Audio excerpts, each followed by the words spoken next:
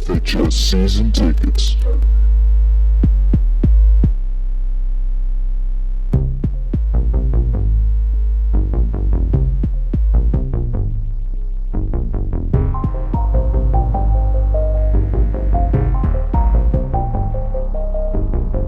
Welcome into another episode of FHS Season Tickets. I'm Michael, and today I'm going to be alone once again, and in this video I'm going to be previewing all of the Ncaa tournament first round games, and actually I'm going to be making 4 separate videos. For this video we're going to be talking about the East region and all the first round games in this region. So we're going to start off with the first game, and that is number 1 Villanova versus number 16 New Orleans, or Mount St. Mary's, depending on how the first 4 game does go. The spread line is not available yet. It will probably be around Villanova minus 21.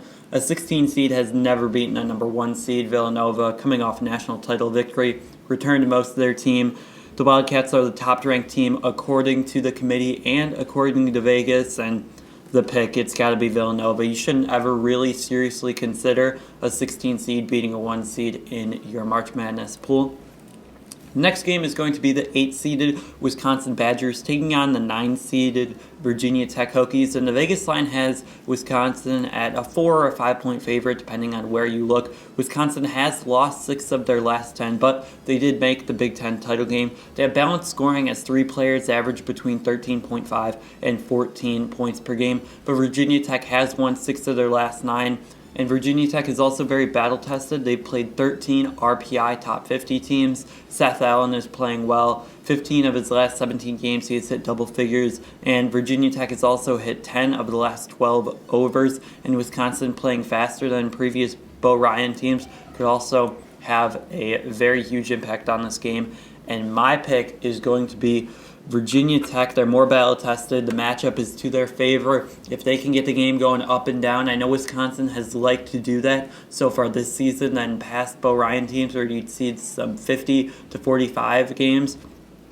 This year's team wants to score more points, and that is advantage Hokies as they want to get up and down the floor, and I think Virginia Tech is going to keep being able to score against Wisconsin. I don't think they'll be able to keep up, so I have Virginia Tech in a slight upset. Next game, number 5 Virginia versus number 12 UNC Wilmington. The line, Virginia minus 8. Virginia has been very inconsistent this year. They've lost 4 games, then they won 4 games, and they just got beat by double digits in Notre Dame in the ACC quarterfinals. UNC Wilmington has not beaten a single RPI top 50 team, though, losing their only matchup to Middle Tennessee State by 5. UNC Wilmington has won their last 7 and 9 of their past 10. And my pick is going to be UNC Wilmington. They played Duke tough last season. They return a lot of members from that team. And Virginia is a team that likes to slow the ball down and play some good half-court defense. So if they, by chance, get down really early in this game, I believe it'll be difficult for the Cavaliers to get back into the game and pull back the win against UNC Wilmington. So I'm going to go with the classic 12/5 upset here. Now, next game, number 4 Florida versus number 13 East Tennessee State. The line, Florida minus 10.5. Florida is 24-5 versus teams not named Vanderbilt. That's an incredible record for them, and they haven't lost to a team outside the top 50 RPI all season. East Tennessee is 2-6 versus RPI top 100, and they have no victories inside the RPI top 90. So their 2 top 100 wins are, I believe, RPI 95 and RPI either 96 or 97. So no really great wins for East Tennessee. And Florida has guards that are just attacking nonstop. As a Vanderbilt fan, even though Vanderbilt won all 3 games versus Florida, I feel like if we played Florida again, Florida would beat us because their guards just seem to always give pressure to our guards. Vanderbilt struggles to stay in front of them, and also Florida defensively is really solid.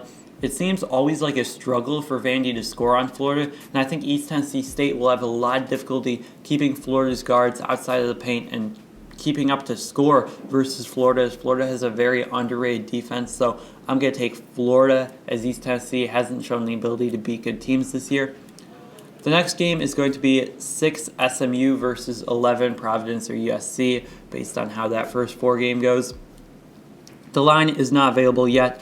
SMU has won 15 games in a row, which is really impressive. This includes 2 victories over Cincinnati, who is also ranked a 6th seed. USC did win at home versus SMU back in November, 78-73, and this is huge for this matchup because both these teams have already seen each other this year if USC does beat Providence, but USC has only beaten 2 tournament teams, and that is SMU and UCLA, and they were both at home. Providence's team, I would give a better chance of upsetting SMU. They have 6 top 50 wins this year, have also won 6 of their last 7.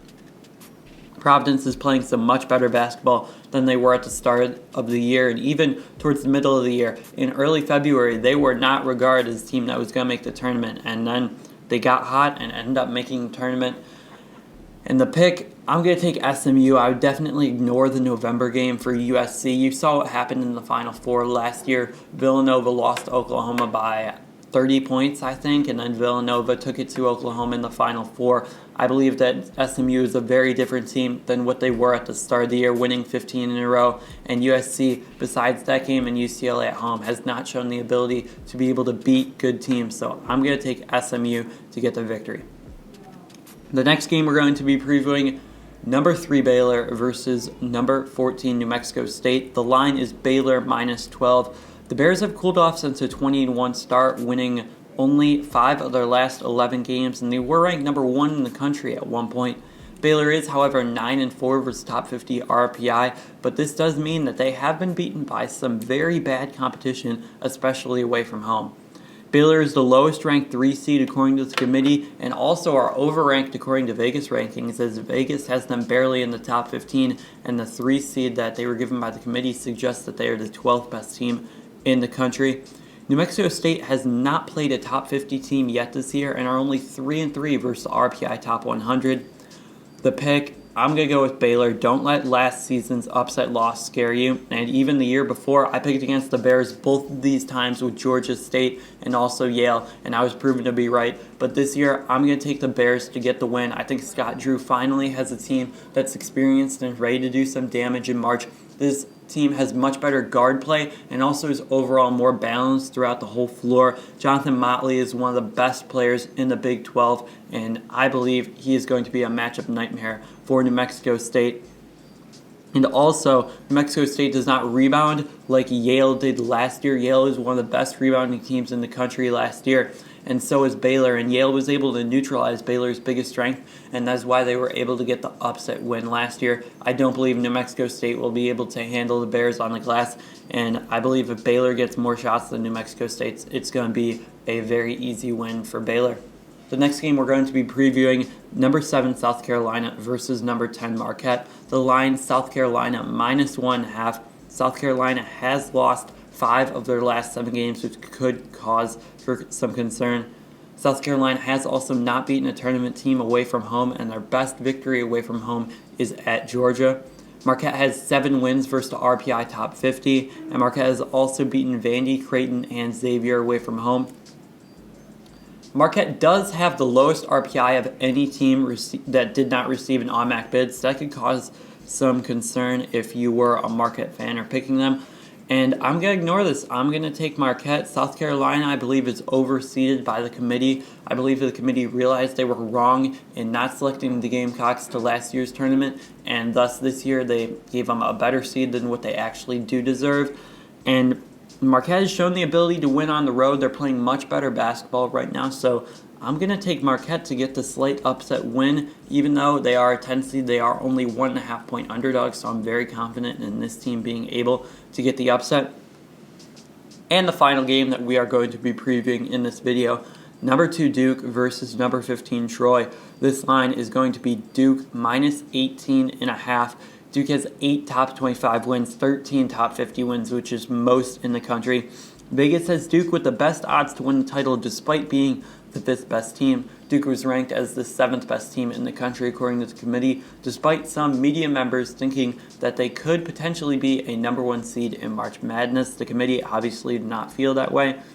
Duke has beaten Rhode Island, Florida, Wake Forest, Notre Dame twice, Virginia, Louisville, and North Carolina away from home. Their ability to win away from home is second to none, and Duke is playing their best basketball of the year as they have just beaten number 1 seed North Carolina, number 2 seed Louisville, and number 5 seed Notre Dame en route to the ACC championship. Duke is the most talented team in the country. I believe not many people will dispute that fact.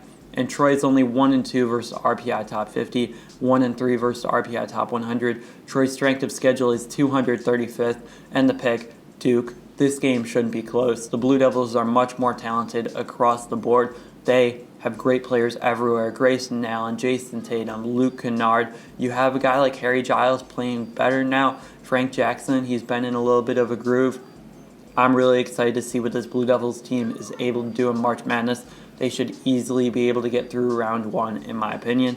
And that will wrap it up for this video. Make sure you stay tuned because I will have 3 other regions. I will be previewing all of the first round games. I'm usually a very good first round game predictor. That is definitely one of my biggest strengths when it comes to sports predicting. I typically get around 26 to 28 games right in an average year. I believe last year I got 25. So hopefully I do just as good this year and I'm able to give you guys some winners.